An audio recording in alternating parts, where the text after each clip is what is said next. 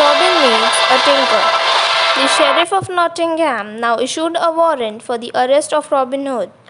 He announced to give £200 to anyone who would serve the warrant to Robin Hood. He hoped that the citizens of Nottingham would be tempted by the money and help him to capture Robin. But no one was willing. They knew well that whoever served a warrant to Robin would get a sound beating and a cracked head. So the sheriff sent messengers to other towns to make the announcement. A man from Branbury town finally came forward. He was a tinker, a metal worker. He took the warrant from the sheriff and made his way towards Sherwood in search of the outlaw. On his way to the forest, he met a stranger who was walking towards the town. The stranger was a young fellow, merry and willing to talk to the tinker. Soon the two of them were talking and laughing, and as the day grew hot, they made their way to the Blue Boar Inn for a drink or two. On the way to the inn, the young man asked the tinker, "You are new to these parts, I think. What is your work here, if you do not mind my asking?" The tinker replied, "I am on sheriff's duty. I have a warrant for the arrest of a lawbreaker named Robin Hood. Have you heard of him?" The young man looked serious and said, "Robin Hood, I have heard. He is a cunning and good fighter. Be careful. He does not steal the warrant out of your bag." The tinker laughed loudly. "If he is cunning, so am I. And as for being a fighter, I do not care, for that's so long as I have my staff with me." And he pointed to his heavy stick. "But tell me, my man," he continued, "have you seen this Hood? What does he look like?" "He is about my age and my height.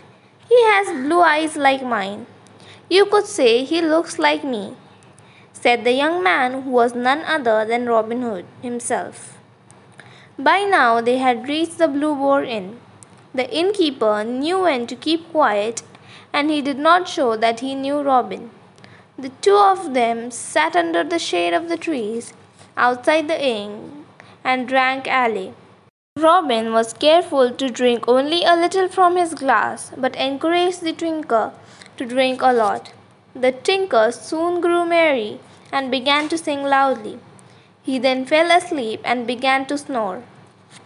Robin quietly stole the warrant from the tinker's bag and left the inn. The next day Robin waited for the tinker outside the forest. When the tinker saw him, he became very angry.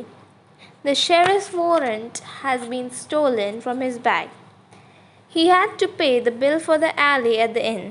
Besides, he now knew that this friendly young man was Robin Hood.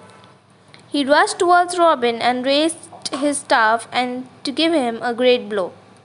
Robin was strong and swift, and he avoided the blow, but it broke his own staff. Now Robin took out his horn and put it to his lips. "Blow away, you cheat!" shouted the tinker. "But I'll bleed you black and blue and then drag you to the castle of the sheriff of Nottingham." Just then Little John and 6 other men came running from the forest.